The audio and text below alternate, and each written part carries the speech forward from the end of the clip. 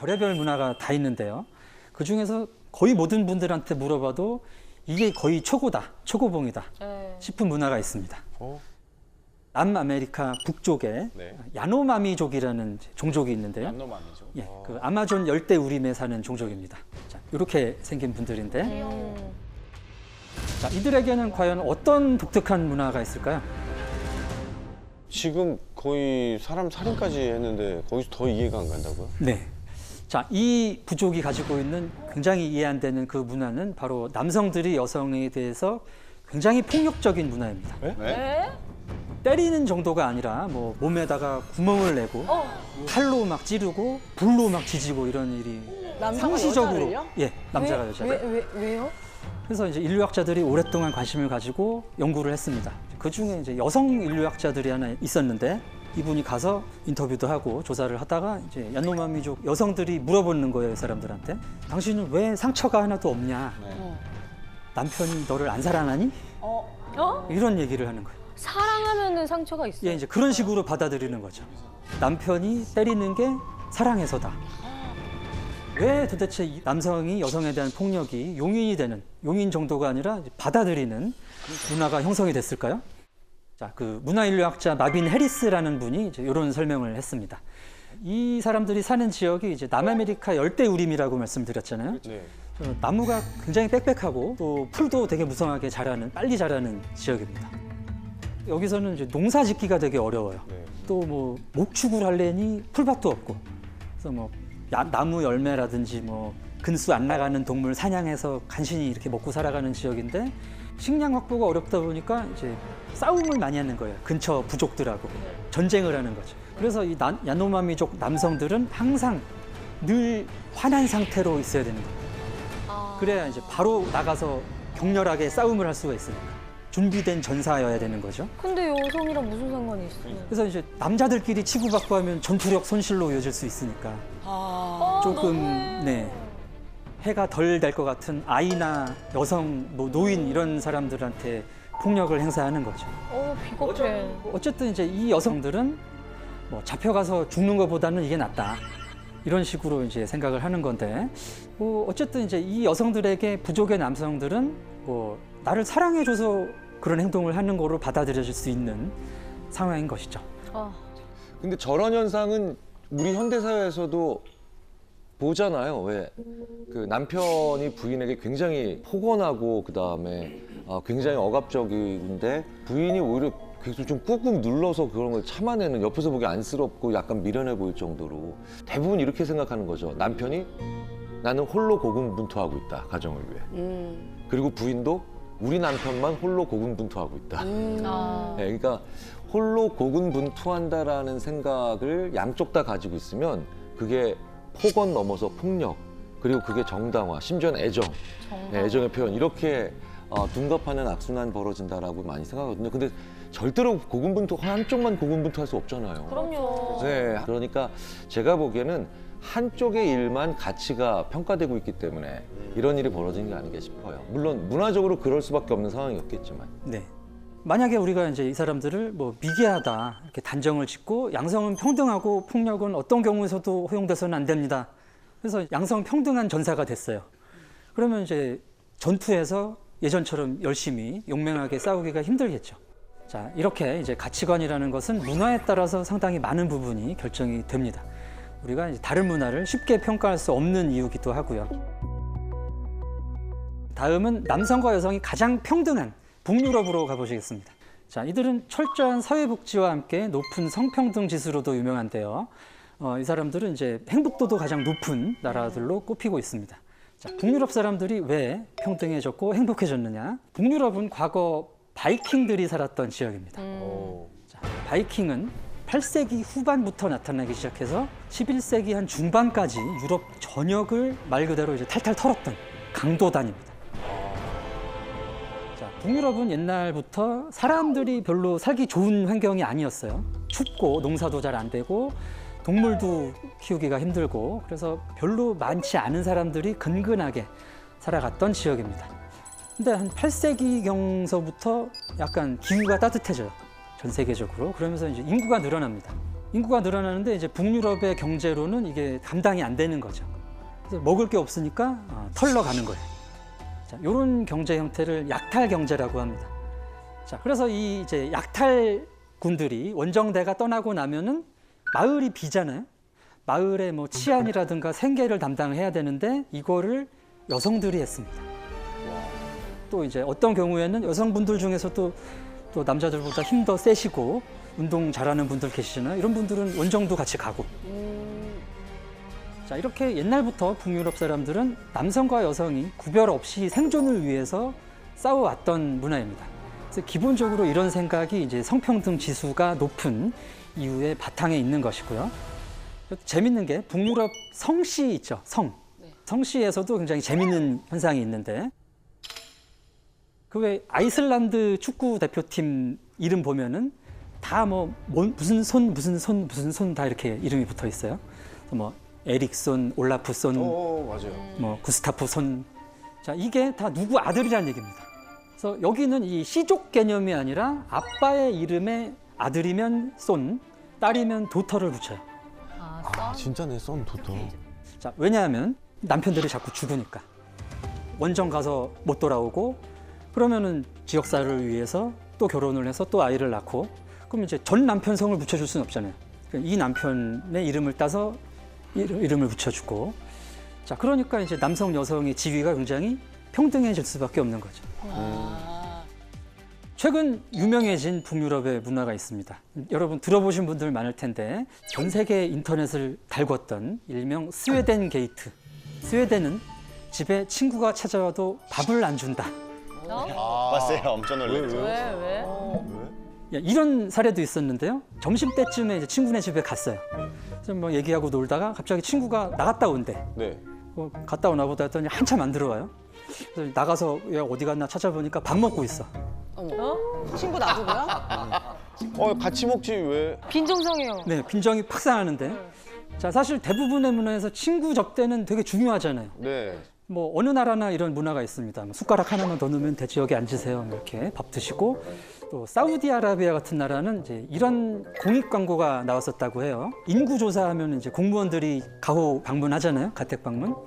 근데 하도 밥을 주니까 하루에 막 수십 끼를 먹어야 돼요. 그걸 주지 말라는 광고가 나오고. 아, 주지 말라는 광고까지. 네네네. 근데 이제 그런 사람들 눈에는 밥을 안 주다니까 얼마나 충격입니까 이게. 네. 자, 이 문화 역시 이제 바이킹 시절에 생겼던 문화로 추정이 됩니다. 혹은 그 이전 이제 먹을 게 없으니까 지금 약탈을 떠나야 되는 입장에서 친구가 왔다고 뭐 줄 수 있는 게 없는 거죠. 그리고 이제 먼 동네에서 친구가 찾아오더라도 우리는 어차피 이미 동맹이에요. 같이 원정을 가는 팀이기 때문에 굳이 잘 대접할 필요가 없어요. 털어온 걸로 잘 나누면 되지. 그래서 이제 이런 손님을 굳이 대접할 필요가 없는 게 아닌가. 북유럽의 행복도가 높은 이유가 있는데요. 북유럽의 익숙한 개념, 휘게도 들어보셨죠? 휘게. 이게 몰라요. 자, 휘게라는 게 그 덴마크 말입니다. 편안하고 아늑한 분위기에서 이제 소소하게 행복을 즐기는 차 마시면서 이런 그런 이제 휘게인데 일상에서 늘 행복을 느끼니까 행복도가 이제 높은 거죠. 북유럽의 행복도가 높은 이유가 또 하나가 있는데요. 이제 얀테 법칙이라는 법칙이 있습니다. 아, 얘한테. 네네네. 중요한 가치관인데 다른 사람한테 나의 능력이나 재산, 뭐 내가 뭘 잘했다 이런 성취를 자랑하면 안 된다는 규칙이에요. 제가 공부한 바에 따르면 한국 사람들은 내가 좀 누구보다 튈 때 즐겁잖아요. 네, 맞습니다. 내가 누구보다 조금 좋은 거 가지고 있다. 네 집엔 이거 없지. 이거 봤어? 봤어? 또 미국 사람들도 굉장히 좀 과시적인 측면이 있습니다. 네. 스웩 막 이렇게. 아, 머리 스웩. 이제 이런 사람들은 이제 북유럽에 가면은 별로 행복할 일이 없는 거죠. 네. 여러분들이 만약에 북유럽에 가면 행복해지시겠습니까? 너무 달라서 적응이 안 될 것 같아요. 그쵸? 밥도 안 주는데. 안 행복하실 것 같아요. 10% 내고 해서. 서운하다, 서운해. 자, 이처럼 행복이라는 것은 굉장히 주관적인 개념입니다. 그래서 누가 행복하다고 해서 그 사람 행복한 이유가 내 행복의 이유가 되지는 못하는 거죠. 맞아요. 타국의 문화를 제대로 바라볼 수 없게 만드는 요인 중에 맹목적인 국수주의가 있는데요. 자, 몇 년 전에 일본에서는 이런 책들이 인기를 끌었습니다. 저건 뭐죠? 네, 뭐예요? 아, 자, 일본 예찬 서적이라고 할 수 있는 건데 무릉도원에 가깝다고? 대표적으로 독일에서 30년 동안 생활을 한 학자가 쓴 유럽 살아봤지만 9승 1패로 일본 승리. 이게 엄청 팔렸대요. 제목이 재밌어. 제목 잘 팔리게 생겼어요. 자, 일본이 이제 세계 최고의 지상 낙원이다. 이런 얘기를 담고 있고요. 자, 우리나라에서 이런 책 팔면 어떨까요? 결혼 대잔치 댓글 재밌을 겁니다. 너무 맹목적 국수주의적이다 이렇게 맞아요. 댓글이 달리죠. 자, 같은 국수주의라고 해도 이제 나라마다 그 유형이 조금 다른데요. 네. 국수주의는 이제 집단 자존감 추구라는 보편적 욕구라고 할 수 있지만 뭐 문화적 배경에 따라서 이 욕구가 풀려 나오는 형태가 다를 수 있다고 생각이 되는데 그 각 나라의 근대화 과정 요거하고 좀 관계가 있다는 생각입니다.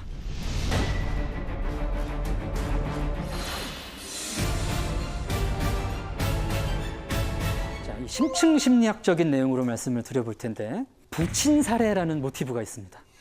네? 예? 아버지를 죽인다는 겁니다. 실제 죽인다는 얘기는 아니고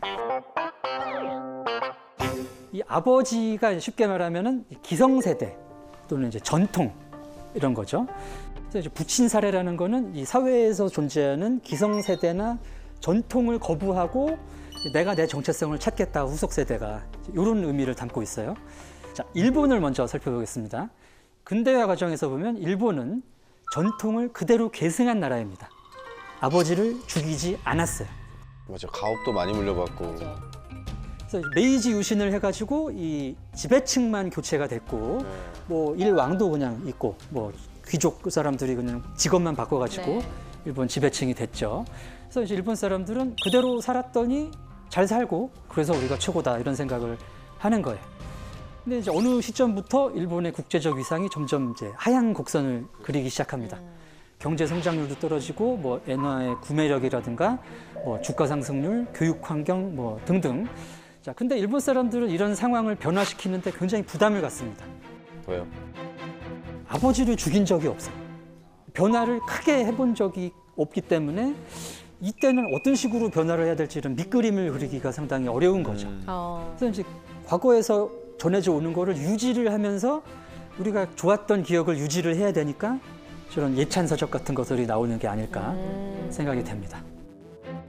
자, 한국은 어떨까요? 한국의 맹목적 국수주의는 자, 우리는 근대화 과정에서 아버지를 남이 죽였어요.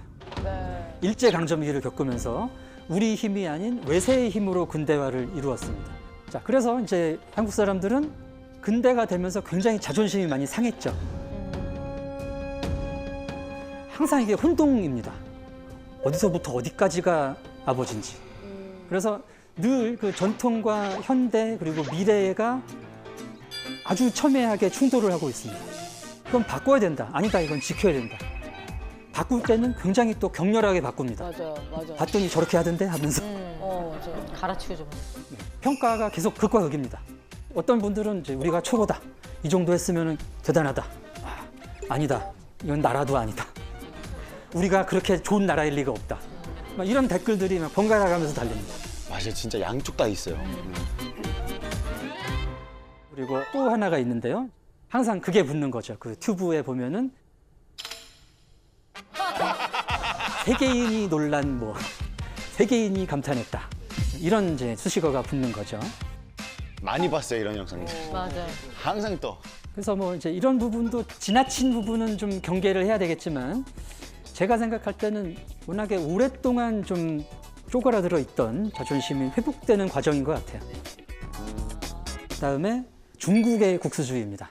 중국 국수주의가 이제 원조죠. 중화 사상. 자기들 빼고 다 오랑캐. 중국의 근대화 과정을 보면 이 사람들이 이제 아버지를 싹 죽였습니다. 그냥 죽인 게 아니라 다시 못 나오실 만큼 파묻은 거죠. 문화대혁명이라고 10여 년 동안 중국의 모든 전통을 긁어다가 불태우고 철폐했던 이런 역사가 있습니다. 그래서 뭐 그런 전통이 끊어졌기 때문에 공자 대제라든가 이런 유교 행사 같은 것도 우리나라가 더 보존을 잘하고 있잖아요. 그래서 뭐 배우러 오고 이런 약간 어색한 상황입니다. 근데 어쨌든 우리는 중화야 라는 생각이 이제 중국식 국수주의의 기본입니다. 선생님 여기서 질문이 하나 네. 있는데 가끔 가다가 우리나라 거를 이제 본인들 거라고 약간 이제 그래서 우기는 걸까요? 이제 우리 아버지가 누군지 예, 사실 그런 측면이 이제 강하죠. 이런 움직임, 특히 이제 황재성 씨가 말씀해 주신 모든 문화를 다 자기 거다 이렇게 주장하는 활동은 소분홍이라는 이제 집단을 중심으로 전개가 되는데요. 이 소분홍은 이제 작을 소자의 이제 분홍, 자, 이 맹목적이고 극단적인 애국주의를 분출하면서 이제 공격적으로 활동하는 중국의 청년들을 이르는 말인데요. 중국도 이 산하 제한 정책을 하지 않았습니까? 아 맞아요. 그래서 이제 소황제라는 말이 있었어요. 그래서 우쭈쭈 이렇게 오냐 오냐 하면서 큰 청년들이 또 자라면서는 중국 제일주의 교육을 받고 그래서 이제 이 세대를 중국에서는 지우링허우 90년생들, 링링허우 00년생들 이렇게 얘기를 하는데 이들 중에 이제 소분홍이 갈라져 나온 거죠. 자, 소분홍들의 이제 행동은 표적을 정하면 이제 우르르 몰려가가지고 막 댓글 달고 공격하는 그런 양태를 보입니다. 최근에 이제 뉴진스 한지 홍보 영상 때문에 큰 논란이 됐었는데 뉴진스 SNS로 막 소분홍들이 몰려와가지고 도둑들이다 막 종이를 처음 만든 나라가 중국인데 왜 한국 종이를 선전을 하느냐 막 이런 악플을 달고 공격을 했다는 거죠. 종이를 우리가 처음 만들었다고 한 것도 아니고 한국 종이를 이런 식으로 만든다 이 얘기였는데 흥분을 한 거예요. 왜 그래?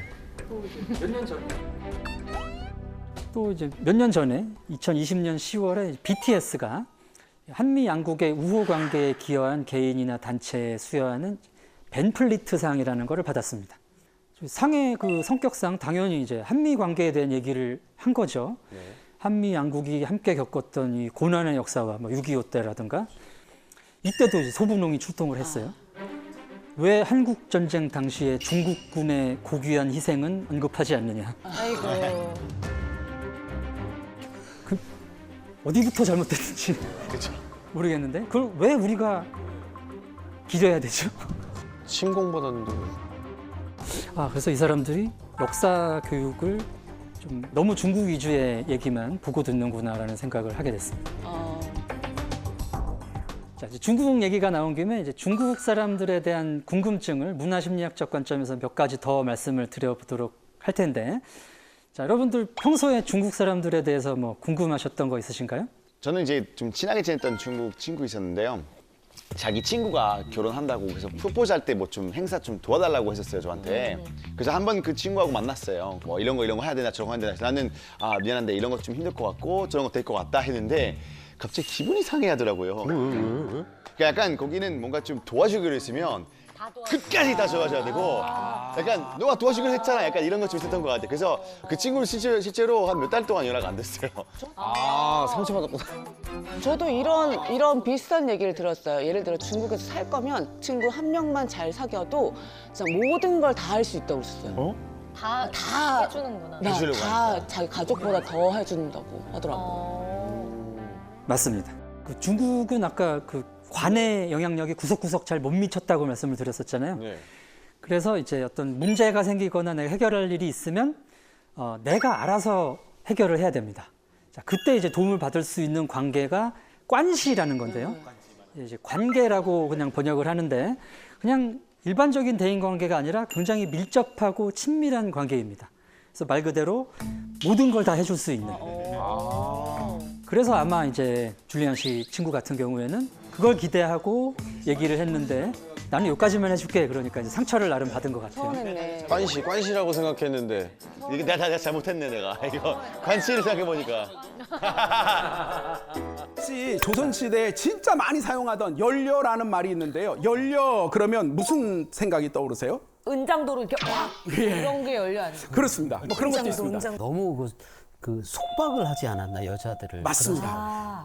연려라는 것으로서 여성들을 통제하는 경우도 굉장히 많았습니다. 연려에 대한 많은 이야기들이 있는데 그 중에서 박지원 선생이 쓴 연려 함양 박시전이라는 이야기가 있습니다. 박지원이라는 분은 글쓰기가 묘한 분이세요.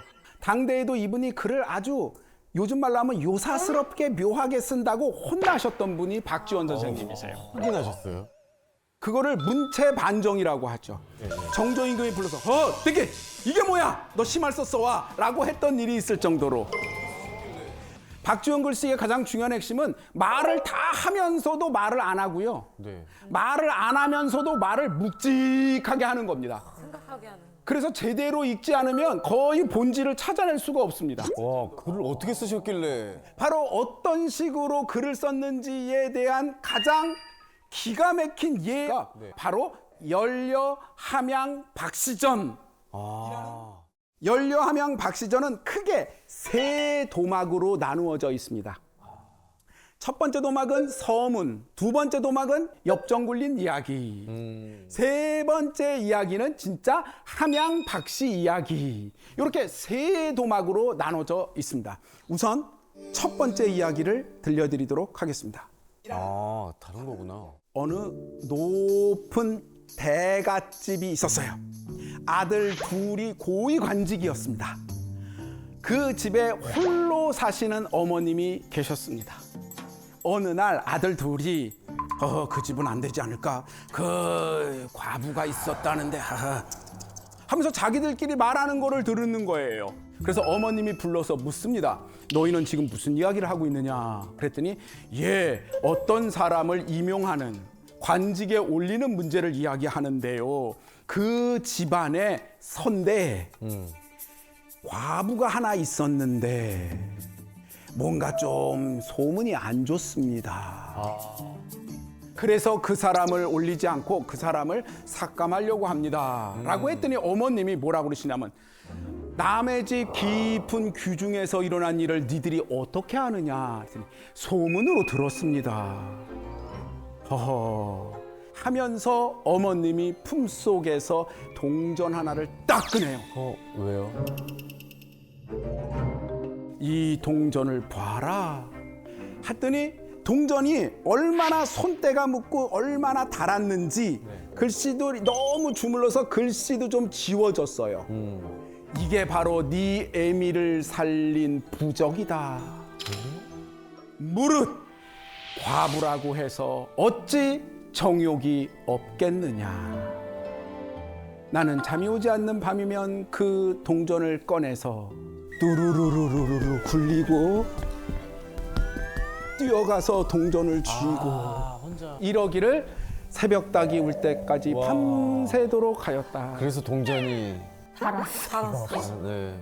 이 이야기의 가장 중요한 핵심은 뭐냐면요. 양반집 여자가 인간의 본성에 대해서 이렇게 정확하게 어찌 과부라고 정욕이 없겠느냐라고 그의 자식들을 앉혀놓고 말하는 장면을 잊을 수가 없습니다. 참 교육이다, 참 교육.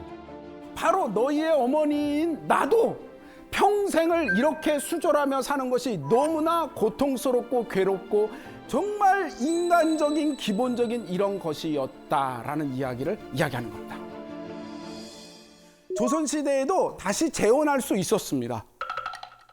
늘 가능했습니다. 재혼하지 않았던 가장 중요한 이유는 뭘까요?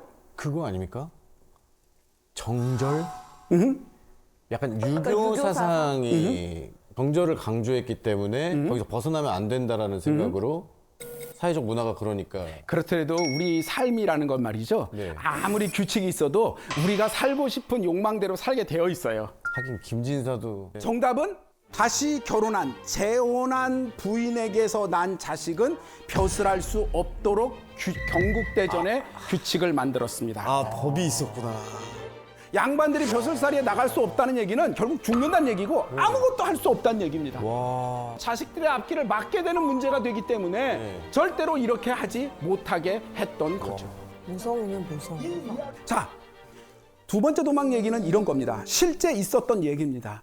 내가 박지원이죠. 내가 안의현의 사또로 있을 때였다. 바로 거기에 있는 아전 중에 박상효라는 어떤 아전이 있었는데 그 사람의 조카딸이 네. 박상효가 아전이니까요. 그 조카딸도 아전입니다. 중인 계급이죠. 그 사람이 시집을 갔는데 시집 가기 전부터 그 집 남편 될 사람이 병색이 짙어서 비리비리비리하고 죽을 것 같았습니다. 그래서 결혼하지 말라고 했는데 이미 혼담이 오갔으니 나는 그 집의 귀신이 돼야지 이럴 수는 없어 라고 하면서 결국 시집을 갔고요. 가서 세상에 얼마 지나지 않아서 남편이 죽었습니다. 남편이 죽고 나서 보통 3년상을 하거든요. 소상 대상 다 지내고 남편이 죽은 바로 그날 그 조카딸이 자살을 한 것입니다. 자, 그 얘기를 쭉 쓰고 나서 아하, 그랬구나. 정말 열려로구나 라고 하면서 탄식하였다. 그런데 자, 여기서 한번 생각해 보죠. 왜 죽죠? 저는 열려로구나가 약간 매기는 듯한 느낌이 들어요. 정확하게 짚으셨습니다. 진짜요? 네. 그러니까 사회를 비판하는 비꼰다는 비판을 거예요? 비꼰다. 자, 이제 한번 우리가 하나씩 풀기 위해서 사실 제일 중요한 첫 번째 대목, 이 이야기 전체의 서문이 어떤 내용인지를 한번 보여드리도록 하겠습니다. 우리나라의 법조에는 다시 시집간 여자의 자손은 양반 사적 신분만 임용을 한다. 그리고 정확하게 이것은 일반 서민들에겐 해당되지 않는다. 당연하죠. 양반들만 관리가 되니까. 자, 여기서 잠깐 양반 말고요. 평민들은요. 재혼하면 됩니다. 재혼해도 되는 이유는 뭐죠? 재혼해서 나온 자식이 벼슬 할 건 아니니까요. 네, 그렇죠. 함양 박 씨는 어떤 사람이라고 그랬죠? 중인입니다. 그들은 문무관 벼슬길에 나갈 일이 없어요. 그러니까 그들은 다시 결혼해도 되고 다시 결혼하기 싫으면 혼자 살면 되는데 죽었던 겁니다. 박지원 입장에서는 뭐냐면 얘들아 양반들만 제발 알았지? 정절을 지켜! 라고 말해야 되는데 시키지 않아도 모든 사람이 다 정절을 지킨다 그러면서 과도하게 죽음까지 막 하는 이상한 사회 속에 자기가 사또가 된 거예요. 자, 그러면 양반 부인은 결국 살았습니다. 함양 박 씨는 죽었어요. 죽어나가는 사람들은 사회적 약자이고 알지 못하는 자들인데 그래서 박지원은 어떻게 했느냐? 이 이야기를 나란히 설명함으로써 마지막에 아하 열려로군 그래 열려야 라고 쓰고서 딱 끝냈지만 가로치고 진짜 하고 싶은 말은 야 이런 건 개죽음이잖아 라는 말을 했던 거죠. 사실 정답은 서문에 이미 다 썼어요. 여자들이 귀천과 높낮이에 상관없이 양반이건 아니건 너나 없이 수절해서 하나의 풍속이 되었다.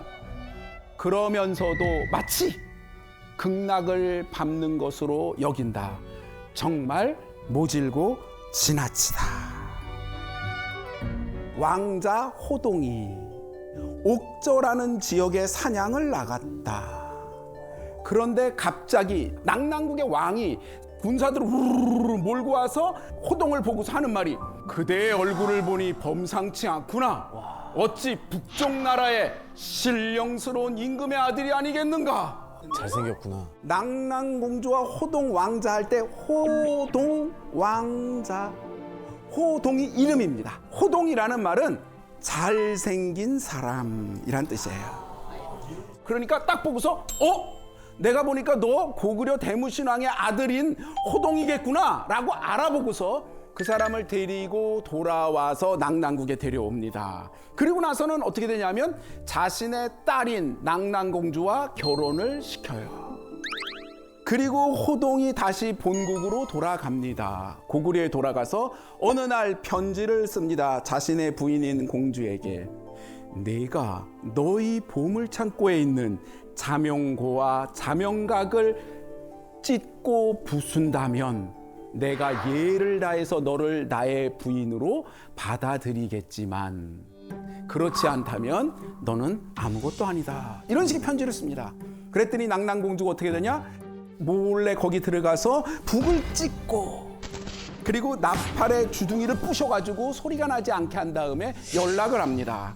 그 얘기를 들은 호동이 아버지 대무신왕에게 제가 다 처리했습니다 라고 해서 고구려 군사들이 물밀듯이 점령하러 왔는데 이제 자명고가 울지 않으니까 몰랐어. 전혀 몰라서 아무도 대비하고 있지 못하다가 결국 큰일이 났구나 하고 왜 안 울지 봤더니 이렇게 됐다라는 걸 안 왕은 자기 딸을 죽이고 우와.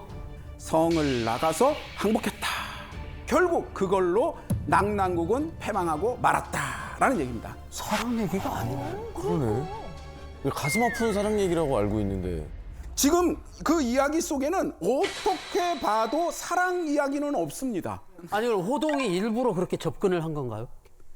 정확하십니다. 자, 그러면 생각해 보시죠. 이 호동이 아까 말했지만 엄청난 아버지인 대무신왕의 왕자예요. 잘생겼어. 딱 하나 없던 게 있었습니다. 그게 뭘 것 같아요? 개념. 개념. 정답이지만 정답이 아니야. 대무신왕에게는요, 첫째 부인이 있었고 둘째 부인이 있었습니다. 첫째 부인의 아들이 있었고요. 둘째 부인의 아들이 호동이었습니다. 자신의 어머니가 첫째 부인이 아니에요. 근데 첫째 부인이 너무나 강력해. 왕이 어떤 왕비가 될 여자랑 결혼한다는 건 왕비를 세울 수 있는 엄청난 세력을 가지고 있는 군사 세력과의 정략적 결합이란 얘기예요. 첫 번째 그 여자랑 결혼한 가장 중요한 이유는 그 세력이 가장 크기 때문인 거거든요. 자, 이제 우리는 방금 봤던 이야기를 하나씩 다시 짚어보십시오. 도대체 호동은 왜 옥저라는 지역에 나갔을까요? 갑자기. 아니, 적국 바로 옆이거든요. 낭낭국 옆인데 네. 왕작쯤 되는 애가 심심해서 놀러 갈 리가 없잖아요. 왜 갔을까요? 왜냐하면 대무신왕이 왕이 된 다음에는 엄청난 정복을 합니다. 그게 삼국사기의 기록입니다. 그래가지고 옆에 있는 개마국을 정벌하고 평생 자신들을 괴롭혀왔던 부여국을 격파해요. 그러니까 대무신왕은 모든 나라를 다 평정하고 이제 남은 나라가 어디냐? 주변에 조그마한 나라 낭낭. 이제 이쯤만 하면 주변이 깨끗하게 정리될 강력한 그런 상황 속에 있었어요. 그때 호동은 자신이 어떤 사람인지를 정확히 아는 거예요. 낭낭국을 정벌하기 너무 힘든 이유가 뭐냐면 조그만 나라지만 아까 얘기했던 자명고 둥둥둥둥둥둥 적군이 오면 알아서 막 하는 이런 데가 있기 때문에 어떻게 할 수가 없었어요. 그러면 이 문제를 해결을 할 수 있다면 호동이 정말 자신이 여러 가지 한계가 있으나 자신이 정말 큰 일을 할 수 있다면 왕위 계승에 엄청나게 좋은 고지를 선정하는 거겠죠. 근데 자기가 이용할 수 있는 것이 뭐냐? 여심사냥? 본질을 꽉 맞췄어요. 이거 그럴 줄 알았어. 내가 방금 빙의해봤거든요. 내가 진짜 존잘남이다. 그렇지. 그리고 나 알아. 그렇지. 알고 있는데 입 밖으로 꺼내진 않아. 그래. 나 이걸 휘두를 거야 하면은 그냥 야지 같은데 그냥 나가볼 것 같아요. 그렇습니다. 자신의 외모로 그것을 이용해서 무엇인가를 할 수 있다는 걸 너무나 기가 막히게 잘하는 사람이 종종 있어요. 그래서 그 문제를 결국 해결할 수 있었던 거죠. 멋있다, 멋있어. 물론 낭낭국 왕도 계산은 있었을 거예요. 잘 됐다. 호동이 왔네. 얘가 아주 강력한 왕권 후계자야. 야, 딸을 주면서 야, 잘 좀 구슬러 봐. 전쟁 안 나게. 그리고 또 아니야, 네가 잘해서 이렇게 해가지고 고구려의 왕비가 되면 우리가 고구려 왕비 외척이 돼서 호족이 되니까 우리나라도 튼튼해지고 잘 될 거야. 뭐 이런 나름의 정치적 계산이 있었을 거예요. 다시 말하면 고려 시대에는 이미 낭낭공주와 호동왕자 이야기를 어떻게 알고 있었냐? 철저한 막장 정치 비리극이라고 알고 있었던 거죠. 자, 이제 그러면 만약에 낭낭공주가요, 교수님, 정말 자기 스스로 말을 듣고서 자명도를 찍고 뿔필이 자명각을 깨뜨렸지 않습니까? 정말 공주는 호동을 사랑했을까요? 로마시나 이쪽에서 보면 왜 이하손이라는 그 맞습니다. 친구가 메데이아라고 하는 여자에게 워낙에 인물이 좋으니까 이하손. 네. 메데이아는 심지어 자기 아버지 앞에서 자기 남동생을 죽여서 바다에 뿌려요. 네네. 이게 바로 뭐냐면 사랑에 빠졌다라고 생각하는 사람들이 보일 수 있는 무목적적인 행동이나 맹목적인 행동들은 사실은 얼마든지 가능하죠. 왕이 될 가능성이 엄청나게 높아진 거예요. 네. 큰 공을 세운 호동은 이제 승승장구하게 되었는데 그 다음에 결국 호동은 죽임을 당했어. 자결이야, 자결? 자살을 하고 맙니다. 왜? 설마 공주가 죽은 걸 들었나요? 어머, 죄책감이에요, 죄책감? 이정민 씨는 너무 마음이 착하시다. 저 F입니다. 제가 F가 뭔지를 몰라서요. 그게 아니라면 뭔가 계획대로 되지 않아서 계획이 실패한 것에 대한 어떤 좌절감과 분노로 보통 이제 이런 분들은 제가 아니기 때문에 잘 모르는데 주변에서 종종 보면 네. 계획이 좌절한다고 그래서 자살 같은 거 안 합니다. 계획이 좌절되면 또 다른 계획을 또 만들어. 또 좌절되면 또 만들어. 될 때까지 만들어요. 자, 호동이 어떻게 됐냐? 정말 엄청나게 쭉쭉쭉쭉쭉 성장하게 됩니다. 네. 근데 아까 말씀드린 것처럼 호동은 어떤 사람이냐면 둘째 왕비의 소생이었어요. 첫째 왕비가 호동 때문에 머리가 아파. 가만히 두니까 어떻게 되냐? 자기 아들이 왕이 될 가능성이 점점 멀어지는 거야. 네. 실제 역사를 보면 이 첫째 왕비의 아들이 나중에 왕이 되는데 네. 그 굉장히 나쁜 왕이 돼요. 나라를 엄청나게 피곤하게 하는 왕답지 않은 왕이 됩니다. 그러니까 너무나 자신이 지금 첫째 왕비는 눌려 있어요. 그래서 첫째 왕비가 모략을 꾸밉니다. 대무신앙을 찾아가서 울면서 이야기합니다. 야, 호동이 저를 자꾸 무례하게 대하고 저와 자꾸 음행을 하려고 합니다. 라고 징징징징 울면서 거짓말을 합니다. 이간질하는 거짓말이죠. 자, 이 말을 들으면 보통 자신의 물론 배다른 어머니지만 어머니를 강간하려고 그런다라는 말을 들으면 어떻게 될까요? 눈이 돌죠. 분노하겠죠. 네. 그런데 대무신앙은 그렇게 말하지 않습니다.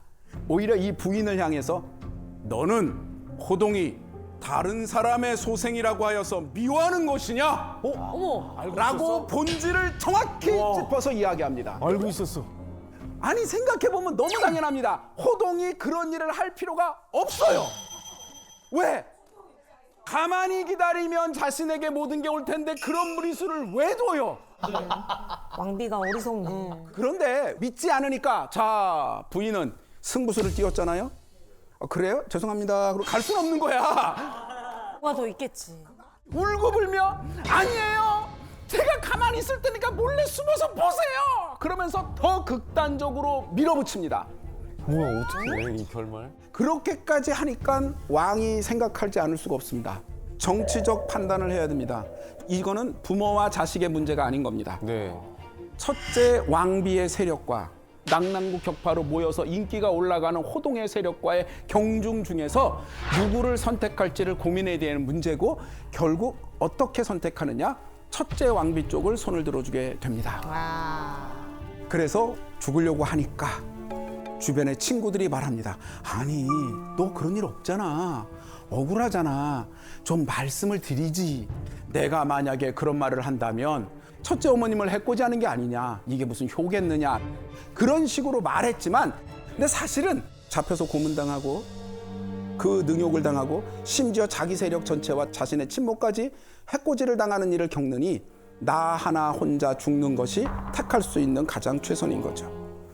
호동은 정치적으로 낙랑공주를 이용해서 이겼던 호동은 결국 정치적으로 그의 첫째 어머니 세력과 싸우다가 죽을 수밖에 없는 이야기가 낙랑공주와 호동왕자 이야기였던 겁니다. 궁금한 게 있는데요. 많은 사람들이 가스라이팅하고 훈계, 조언의 차이를 좀 어려워하는 것 같아요. 누군가 훈계를 하는데 가스라이팅 한다고 생각할 수도 있고 반대로 생각할 수도 있고 혹시 구분하는 방법이 있을까요? 훈계는 대부분 일회성으로 그칩니다. 근데 가스라이팅은 동어 반복이 끊임없이 일어나요. 네. 그러니까 이게 뭐냐면 보통 웬만한 건요, 우리는 그 내용 위주로 전달을 할 때 한 번 내가 한 훈계는 더 이상 되도록 안 하려고 해요. 첫 번째가 바로 그렇게 동어반복적인 현상이 있다는 거고요. 이제 두 번째로는 훈계는 대부분 그래서 어떻게 하라는 얘기가 있어요. 근데 가스라이팅은 그래서 하지 말라는 얘기를 주로 다듬고 더 많은 경우에는 그러니까 어떻게 해도 안 되니까 가만히 쓰라는 얘기인 거죠. 이 사이코패스, 소시오패스를 얘기를 지금까지도 계속 해드렸는데 못지않게 또 힘든 사람들이 있죠. 나르시시스트. 이 나르시시스트는요, 기본적으로 내가 안 돼야 지가 행복한 사람이기 때문이에요. 자, 나르시시즘의 차이는 박 부장이 있고 자존감이 높은 김 부장이 있다고 치자고요. 왜? 저는 김 씨니까 제가 김 부장 좋은 거 할래요. 자, 이렇게 자존감이 높은 김 부장은요, 일을 잘했는데 상무님이 와서 김 부장 이번 일 너무 잘 됐네, 훌륭해 라고 얘기하면 이거 보통 이렇게 얘기합니다. 저희 팀 애들이 원래 한기량 합니다. 자, 이 말엔 이런 뜻이 있죠. 나의 부하들도 나만큼 뛰어나고 그래서 우리는 협동을 잘해서 이 좋은 결과를 만들었다. 이런 얘기예요. 그런데 나르시시즘에 완전히 빠져있는 이 박 부장은 와, 똑같은 칭찬을 받습니다. 비슷한 일을 했고요. 잘했고요. 그런데 상무님이 와서 박 부장 이번에 이렇게 일을 잘했어, 훌륭해 라고 칭찬을 하면 이렇게 얘기합니다. 이 띨띨한 부하들을 데리고 내가 그 일을 해냈지 말입니다. 네. 나르시시즘은 내가 잘하는 것도 중요하지만 남들이 못하는 것도 중요해요. 그래서 이 나르시시즘에 있는 사람들은요, 심지어 겸손해 보이는 사람들도 있어요. 꽤 겸손해 보이는 것 같이 연극을 하지만 결국은 얘가 후지고 멍청한데 내가 도와줘서 잘 된 거야. 이 두 가지 조건을 다 충족시키려고 해요. 왜 이런 사람들이 만들어질까요? 바로 어렸을 때부터 서열과 등수에 민감한 사람으로 교육받았기 때문이에요. 와, 우리 애가 이번에 95점을 받았어요. 야, 잘했구나. 이게 아니라 몇 등이야. 그러니까 석차 위주의 평가를 많이 받았던 사람들. 때로는 지나치게 작은 일에도 과한 칭찬을 많이 받았던 사람들. 그러니까 그 큰 칭찬감을 느끼기 위해서 뭡니까? 내가 받은 일에 혹은 내가 한 일의 성과가 하이라이트 된 것보다 남이 한 일이 더 저평가되면서 그 격차감을 더 많이 느끼려고 한다는 거죠. 정말 힘든 건 이 나르시시스트가 부모가 됐을 때예요. 이런 부모들이죠. 내가 널 키우느라고 얼마나 고생했는가. 이제 이건 워밍업이에요. 자, 그러면서 이제 상처 부위 하나하나가 이제 이건 내가 너를 그때 없느라고 생긴 상처고, 이건 내가 그때 너를 안느라고 생긴 상처고, 그리고 내 인생은 너를 키움으로 인해서 망하는 인생이다. 사실 자식에게 할 수 있는 굉장히 큰 저주예요. 이게 또 천륜이니 거스를 수도 없다라는, 세상에 어떻게 부모님을 버리겠어요. 그런데 나르시시스트 부모님을 둔 그런 자녀분들께는 관계를 단호히 끊으라는 말씀까지는 드릴 수는 없지만 적당히 멀어지셔야 됩니다. 부모가 행복해야 아이들은 미래를 꿈꿔요. 그런데 자기의 불행을 팔아 자기의 욕구를 해결해? 이건 정말 안 좋은 부모님이죠. 나르시시즘이 범죄로 이어지는 경우도 가끔 있죠. 그게 바로 예전에 봤던 아파트에서 근무 중인 경비 업무하시는 분에게 자기 차 손으로 밀었다고 온갖 구타하고 협박해서 결국 사직을 종용했고 심지어 그래서 스스로 생을 마감하시는, 온 국민이 분노하는 사건이었잖아요. 갑질이 전형적으로 나르시시즘이거든요. 그러면 이런 나르시시스트가 상대방을 굉장히 잔인하게 다룰 때 그 전조가 되는 말이 있어요. 그게 바로 뭐냐? 어딜 감히. 어딜 감히. 학생이 감히. 젊은 친구가 감히. 여성이 감히. 전 이 말은 인간이 내뱉을 수 있는 말 중에 굉장히 안 좋은 탑10 안에 들어간다고 봅니다. 이런 감이라는 말을 쓰는 사람들 치고 나르시시스트적인 행동을 보이거나 혹은 그에 준하는 행동을 보이지 않는 사람을 본 적이 없습니다. 자, 그런데 이 악인에게 자꾸 끌리는 분들이 계세요. 이 악인에게. 이 악인에게 계속 끌려가지고 그 사람들이 자기 인생에 오는 걸 막아내지를 못하는 분들이 계시거든요. 자, 대표적으로 어떤 사람들이 그러느냐. 첫 번째로 제일 중요합니다. 외로운 사람들이에요. 예. 실제로 나쁜 사람들한테 피해를 본 분들의 상당수가 바로 뭐냐. 어린 시절에 외로움을 강하게 경험했고 그 기간이 길었던 경우가 많습니다. 외롭다라는 게 무슨 뜻인가요? 사람을 많이 안 만나봤다는 뜻이죠. 그래서 사람을 많이 안 만나봤기 때문에 이 사람이 떠나면 다음 사람이 온다는 걸 생각을 못 하시는 거예요. 사람을 많이 만나본 사람들은 헤어질 때 아낌없이 좋아하고 좋은 관계가 있다가도 헤어져야 하고 그 다음에 어쩔 수 없이 이별을 할 때 그때 상대방을 괴롭히지 않습니다. 그리고 본인 자신도 그래 더 좋은 사람을 만나야 되겠다. 이게 깨끗이 있는 것과는 좀 다른 거죠. 헤어짐을 인정하는 거예요. 그냥 우리는 지금 헤어지는 거예요. 그런데 이 외로움이 강한 분들은 그리고 외로움을 많이 경험했던 분들은 그걸 못하는 거예요. 그래서 이제 나쁜 관계도 계속 유지하고 심지어는 도피를 하는 그 관계로 도피하는 경우가 있다는 거죠. 이게 우리 인간에게 있어서 굉장히 안 좋은 일이라는 거예요. 두 번째로 악인을 자꾸 의식 무의식적으로 필요로 하는 분들이 계세요. 예를 들어서 정말 질 나쁘거나 못된 직장 상사. 이 직장 상사를 보고도 떠나질 못하는 겁니다. 자, 왜 그런지 아십니까? 얘가 직장 상사니까 이 사람이 능력은 더 있는 거예요. 20대나 특히 30대처럼 청년기에는 굉장히 질이 안 좋고 나쁜 사람인데 불구하고 나의 사회적 경험이 적으니까 그렇게 나이 많아지면서 자연스럽게 가지는 능력이 부러운 거예요. 네. 그래서 이런 경우에 이 사람을 떠나질 못하고 계속 그 사람에게 붙어 있습니다. 이건 정말 안 좋죠. 왜? 그런 인간들은 반드시 이런 질이 안 좋은 직장 상사는 반드시 자기가 저지른 나쁜 짓의 공범으로 나를 만들 가능성이 크거든요. 뭘 모른 척해. 내가 원래 이런 사람인 거 알고 있었잖아.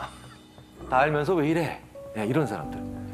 실제로 자기 민낯이 들어갈 때 다 알면서 왜 그래? 예. 알면서 왜 모른 척하고 있어? 이런 식으로 얘기를 하는 사람들 치고 단 한 케이스도 저는 예외적인 케이스 없이 다 나쁜 사람이었어요. 나쁜 선배죠. 자, 근데 세 번째가 있어요. 이건 나이가 젊은 분이든 아니면 상당히 나이가 있는 분들이든 가리지 않고 나타나는 유형입니다. 이게 바로 이른바 에코이스트예요. 이른바 네타시오 증후군. 에코이스트는 나르시시스트랑 정반대예요. 뭐냐? 뭔가 잘못되면 생각도 안 하고 내 잘못이라고 얘기를 해요. 진짜로 뭐만 해도 자기가 뭘 잘못했나를 먼저 생각해요. 그러니까 남한테 피해 주는 걸 너무 싫어하기 때문이기도 그렇죠. 이 모든 것들을 자기 책임이고 그렇기 때문에 상대방의 나쁜 짓에도 내가 혹시 부족해서 이런 일이 벌어지는 게 아닌가라고 생각하는 이 에코이스트는 그렇기 때문에 오로지 자신만을 생각하는 이 나르시시즘에 사로잡힌 나르시시스트에 대해 가장 착취당하기 쉽겠죠. 가장 먹잇감 되기 쉽겠죠. 자, 그렇다면 이 크레이그 마르킨 교수가 만든 에코이스트 체크리스트가 준비되어 있으니까 이걸로 한번 우리가 살펴보자고요. 네. 주목받는 것을 싫어한다.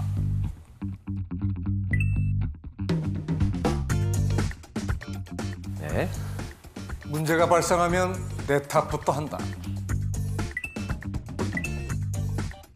유독 자기 자신에게 엄격하다. 남에게 폐 끼치는 걸 싫어한다. 타인과의 갈등을 회피한다.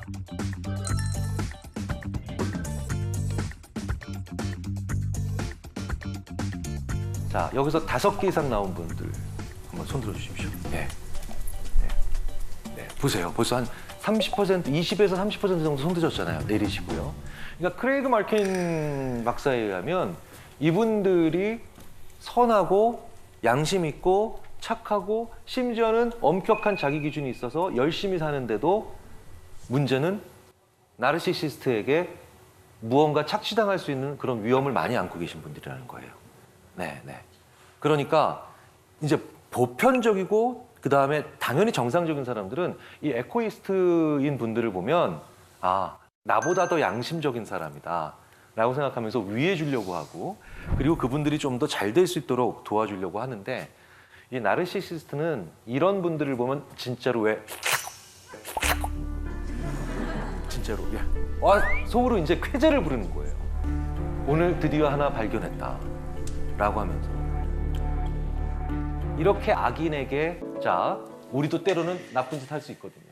악인이라기보다는 좀 못난 짓을 하는 경우인데요. 그걸 아주 절묘하게 보여준 실험이 있어요. 시카고 대학의 이타성 전문으로 연구하는 엠마 레바인 교수라고 있는데 이 사람이 진짜 제가 봤을 때도 절묘한 실험을 하나 합니다. 이른바 선택적 정직이라는 거예요.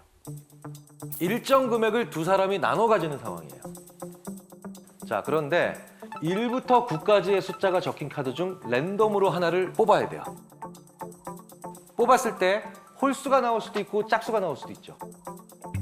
그런데 홀수를 뽑게 되면 내가 더 많은 돈을 가질 수 있어요. 그리고 짝수가 나오면 상대방이 더 많은 돈을 가져가게 옵션을 선택할 수도 있어요. 그런데 기본 옵션은 뭐냐? 내가 뭘 뽑았는지 얘기 안 하면 돼. 자, 그럼 정리해 볼까요? 어머, 홀수가 나왔어요. 그럼 이걸 공개하면 내가 더 많은 돈을 가지는 거고요. 짝수가 나왔네?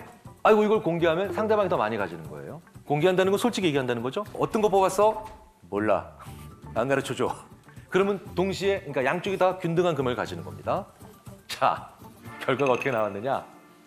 홀수가 나왔을 때, 홀수가 나오면 내가 더 많이 가질 수 있는 거죠.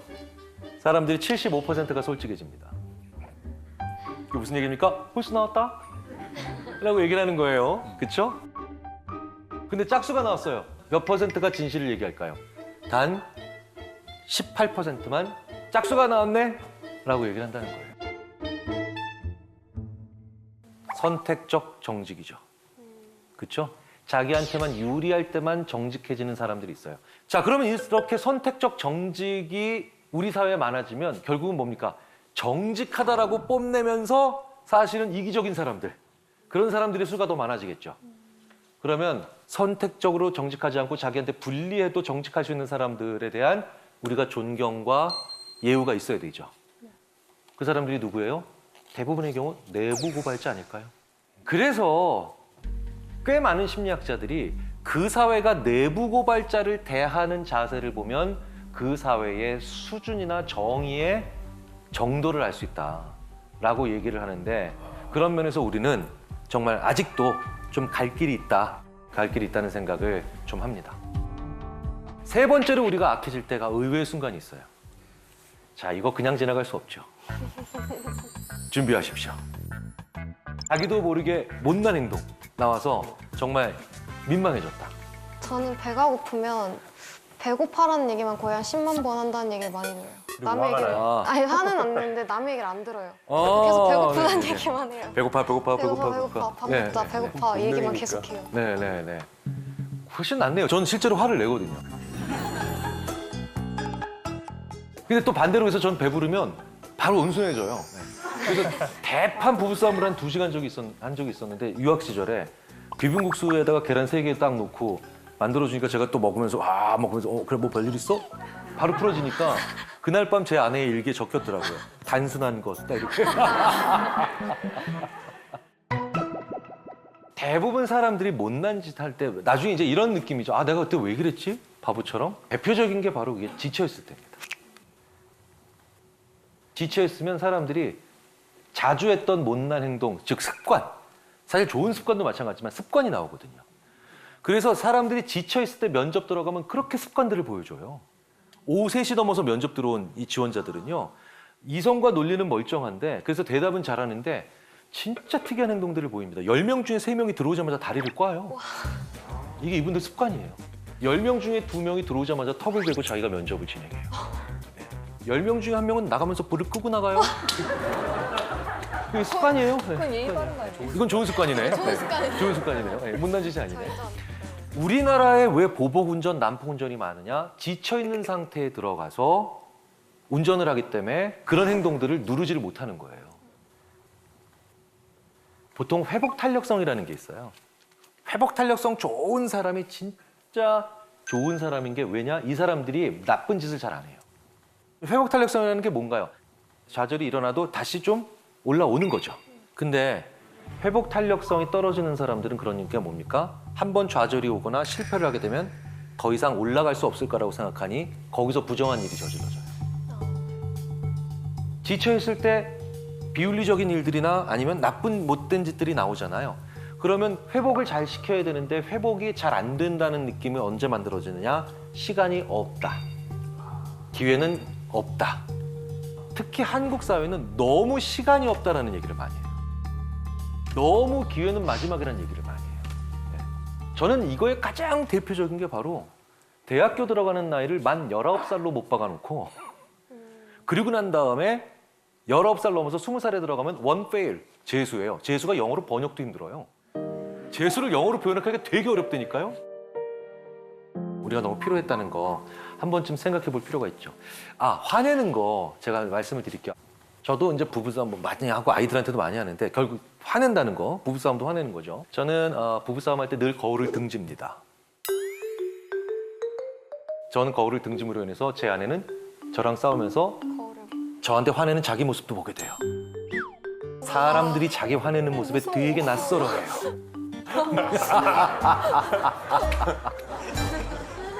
이런 경우 있어요. 프로야구 선수인데 꽤 된 얘기거든요. 저랑 친한 어떤 프로야구 선수 몇 분이 자기 상담받아야 될 것 같다고. 그래서 왜? 그랬더니 내가 봤을 때 내가 너무 미워. 스포츠 신문에서 심판한테 항의하는 자기 모습이 이틀 연속 나오니까 그걸 보면서 자기가 봤을 때 너무 끔찍하더래요. 이런 놈이 다 있나? 자기가 화내는 모습을 거의 본 적이 없어요, 사진 속에서. 셀카 찍을 때 기분 좋을 때 찍잖아요. 좋은 데 가서 기분 더러워, 셀카. 이거 없잖아요. 이건 없다고. 예. 그래서 되게 낯설고 어색하고 그리고 심지어는 혐오스럽기까지 하죠. 실제로 악성 민원인들이 자꾸 와서 말도 안 되는 얘기하는 창구 뒤에 바로 민원인 상대하시는 분의 뒤에 거울을 놓고 효과를 본 경우도 있고요. 그러니까 화를 낼 땐 자기를 안 보기 때문에 그렇죠. 그 퇴임하기 직전에 이제 수사했던 그 에피소드가 굉장히 기억에 많이 남아서 한번 공유를 해볼까 합니다. 여느 때와 마찬가지로 이제 마약이 들어왔어요. 그래서 그걸 이제 통제 배달을 가서 집 앞에다 이제 우편물을 딱 놔놓고 기다린 거죠. 그러니까 태국인이 와서 그걸 딱 잡으려고 하는 순간에 이제 체포해서 데리고 왔어요. 아까 마약 사건은 상선 수사가 기본이라고 했지 않습니까? 그러면 이제 그 수거책을 잡으면 그 수거책한테 그 마약을 잡아서 이제 유통하는 사람들을 잡아야지 수사가 완성이 되는 거니까 그 사람한테 그 태국인 통역사랑 같이 이제 설득을 하는 겁니다. 당신 이제 그 여기서 형을 살고 이제 태국으로 이제 강제 추방이 되면 가족들이 이제 얼굴 볼 텐데 조금은 더 빨리 이제 돌아갈 수 있는 방법이 마약 밀수 사건에서 유일한 선처 수단이 그 수사 협조다. 그래서 상선에 대해서 협조를 하는 것만이 감형받을 수 있는 유일한 요소이기 때문에 좀 얘기해달라. 오랜 시간 설득을 했어요. 그래서 설득하는 과정 속에서 그 사람이 알았다. 내가 한번 도움을 주겠다라고 해가지고 자기가 이제 뭐 메신저 보이스톡으로 이제 연락하는데 한번 해보겠다. 그래서 통역사랑 같이 이제 스피커폰을 들었어요. 받았어. 이 물건 이제 어떻게 하면 돼? 이렇게 했대요. 근데 당시에 근데 통역사분이 뭐라고 하냐면 검사님 이거 지금 태국어 아니라고. 태국어 아니라 무슨 소수민족 언어인데 일단 제가 이거 녹음해가지고 그 이 언어 아는 통역사한테 좀 다시 재통역을 의뢰해야 되겠어요. 네, 검사조실 안에서 그 태국 통역사분이 친구분한테 그거를 이제 들려주고 들어봤더니 그때 이제 그 몽족이라는 얘기를 처음 들었어요. 그래서 그 사람이 썼던 소수 민족 언어가 그 몽족 언어였고 이런 내용이었어요. 아니, 누나 지금 옆에 수사관들 옆에 서 있고 다 잡혔어. 그랬더니 그 옆에 그 통화 상대방 그 누나가 야 그거 필로폰이라고 몰랐다고 해야 돼. 너 알면 그거 큰일 나. 이런 식으로 해서 다 끊어버리더라고요. 그래서 오랜 또 설득 끝에 나중에 들어보니까 그 누나가 이제 한국에서 뭐 물건 받아주면 그거 1,000만 원 정도 줄 테니까 그 일 한번 해보라고 해서 하게 됐다고. 근데 이제 그 다음번에 뭐 계속 이제 태국인이 검거가 되는 거예요. 태국인들을 잡아서 이제 똑같이 상선 추적을 해보니까 다 이제 그 상대방이 몽족 언어를 쓰는 사람이었던 거예요. 그 누나. 그 누나는 아니었는데 어떨 때는 남자가 받기도 하고 어떨 때는 여자가 받기도 하고 이거 수사해볼 만 하겠다라는 생각이 들어가지고 이제 상선 수사에 더 이제 박차를 가했죠. 한 명이 이제 그 검거가 됐고 말이 좀 잘 통했어요. 그래서 이제 같이 이제 상선을 추적을 하기로 했어요. 와 이거 진짜 치밀합니다. 그래 나 물건 받았어 이렇게 얘기하니까 그러면 그 물건 일단 사진 찍어서 보내줘. 그다음에 사진 찍어 보내줬어요. 그다음에 영상 통화를 하세요. 영상 통화 한 다음에 그걸 너가 이거 360도 한번 돌려봐. 경찰서 아닌지. 그래가지고 살짝 한 10cm, 5cm만 이렇게 열어놓고 그 안에 혼자 두게 하고 영상 통화를 했어요. 거기까지는 통과가 됐어요. 그 다음에 그 받을 사람을 이제 알려주면서 어디로 물건을 이제 전달해라고 하는 그 메시지가 와야 되는데 그게 안 온 거예요. 의심한 건가? 의심을 하는 것 같아요. 그래가지고 또 전화해가지고 설득을 했는데 안 넘어오더라고요. 그래서 이제 작전회를 또 하다가 이제는 강공을 한번 해보자. 야 너가 나 지금 못 믿는데 이거 그럼 내가 먹을게. 내가 먹은 다음에 이거 판매할 거니까 너 뭐 알아서 해. 초강수다, 초강수. 탁 끊어버렸어요. 그랬더니 몇 시간 뒤에 이제 그 사람이 전화가 왔어요. 전화를 받았더니 지금 이제 내 이제 부하 시켜가지고 너네 집 지금 찾아가고 있다. 부모님 이제 다 죽여버리고 지금 가고 있다고 협박한 전화를 하는 거예요. 지금 출발했다고 하는 거예요. 어떡할 거냐? 사실대로 얘기해라. 그래서 일단 끊었죠. 너무 고민이 되는 거예요. 여기서 만약에 걔를 설득을 시키면 어쨌든 수사가 될 수도 있는 건데 근데 이분도 어쨌든 형을 보역하고 고국으로 돌아가면 부모님 곁으로 가야 되는 거니까 너무 갈등이 되는데 결국에 못했습니다. 포기를 했죠. 너무 부담이 되기도 하고 이 사람도 어쨌든 고맙게 수사 협조를 해줬는데 그런 것까지 이용하면서 이걸 밝히는 건 좀 아닌 것 같다라고 해서 거기서 수사가 종결이 됐던 그런 사례도 있습니다. 네. 결국에는 한국에서 그 약을 받기로 한 사람 못 찾았습니다. 네. 너무 계속 궁금하고. 활개치고 있겠네요, 네, 지금. 그렇죠. 그리고 계속 이제 해마다 이제 압수되는 마약류, 밀수되는 마약류 양이 늘어나고 있다는 거는 그만큼 국내 이제 조직이 탄탄해지고 있다는 건데 뭐 그런 거를 이제 발견해서 일망타진하면 굉장히 좀 의미가 깊은 수사일 거라고 생각을 합니다. 정말 의도치 않게 비자발적으로 마약에 중독되는 경우들도 실제 수사에서 많이 만나볼 수 있습니다. 최근에는 이제 주부분들이 뭐 특정 병원에서 이제 다이어트 약 많이 처방 받으시거든요. 맞아요. 그게 이제 그 향정신성 의약품인 뭐 펜터민과 그 펜디메트라진이라는 그런 성분이 들어있는 약인데 먹으면 이제 중추신경계에 작용을 해서 배고픔을 좀 있게 하니까 밥을 덜 먹게 되고 이제 살이 빠지게 되는 그런 원리거든요. 그래서 이 주부분들이 그 뭐 중고거래 그런 사이트 많지 않습니까 요즘에? 그거를 판다고 올리는 거예요. 그 채소 마켓 거기서. 네, 그 채소 마켓 거기에 올려가지고. 근데 또 경찰관분들이 거기에서 그 모니터링에서 단속을 또 하시거든요. 이게 어떻게 보면 향정신성 의약품이 마약을 판매한 걸로 입건이 되는 거예요. 그 본인이 처방받을 땐 괜찮고요. 그렇죠. 의사한테 처방받는 거는 전혀 문제가 없는데 그걸 이제 의사가 아님에도 다른 사람한테 돈을 주고 판매를 한 거는 엄청난 범죄고 실제로 법정형이 마약류 관리에 관한 법률에 따라서 징역 5년 이하고 벌금도 5천만 원 이하일 정도로 좀 주의하셨으면 좋겠습니다. 여러분 이제 여름 휴가 앞두고 계시잖아요. 그러면 태국으로 이제 여행을 많이 가실 텐데 거기서 다 넣어준다면서요. 그렇죠. 작년에 이제 태국에서도 대마 이제 재배와 음식에 넣어서 이제 판매하는 게 합법화돼서 정부에 이렇게 등록을 하면 가정 내에서도 이제 대마 재배가 가능하고 맞아. 음식에 넣어서 판매를 할 수 있다고 합니다. 대마에 들어있는 환각 성분이 그 THC라는 테트라히드로칸나비놀이라는 그 환각 성분인데 그 성분이 뭐 0.2%를 초과하는 경우는 안 된다고 하니까 나름의 어떤 기준이 있긴 하지만 어쨌든 음식에 넣어서 이제 판매를 할 수 있으니까요. 네.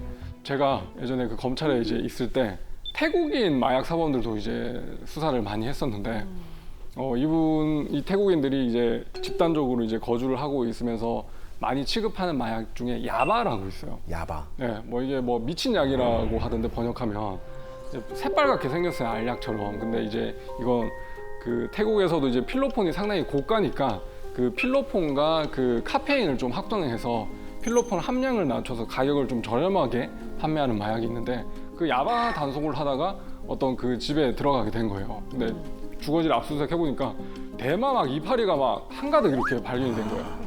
그래서 조사를 해서 물어보니까 이거 대마 흡연하려고 가지고 있던 거 아니냐? 누구한테 받았냐? 그랬더니 아 자기 이거 흡연하려고 한 게 아니라 음식에 넣으려고 그 옆 친구가 선물을 해준 거라고. 아니 무슨 얘기하는 거냐? 이거 대마를 왜 음식에다 넣냐라고 제가 엄청 추궁을 했거든요.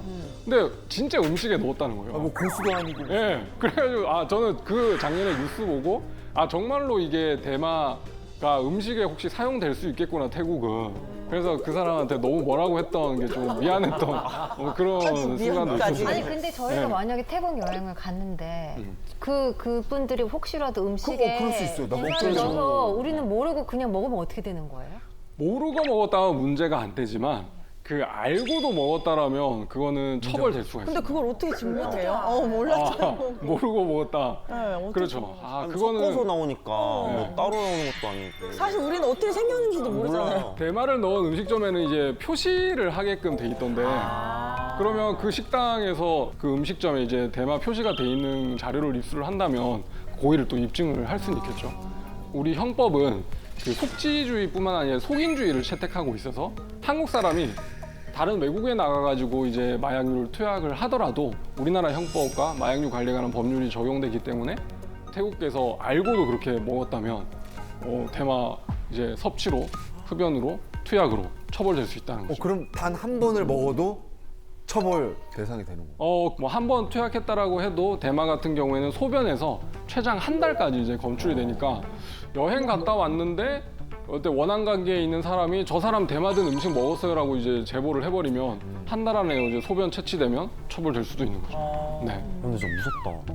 잘 모르고 3박 4일 그냥 기분 좋게 놀러 갔다가 네. 한국 오자마자 갑자기 막 잡혀가 버리면 몰랐는데 그러면 너무 당황스러울 것 같아요.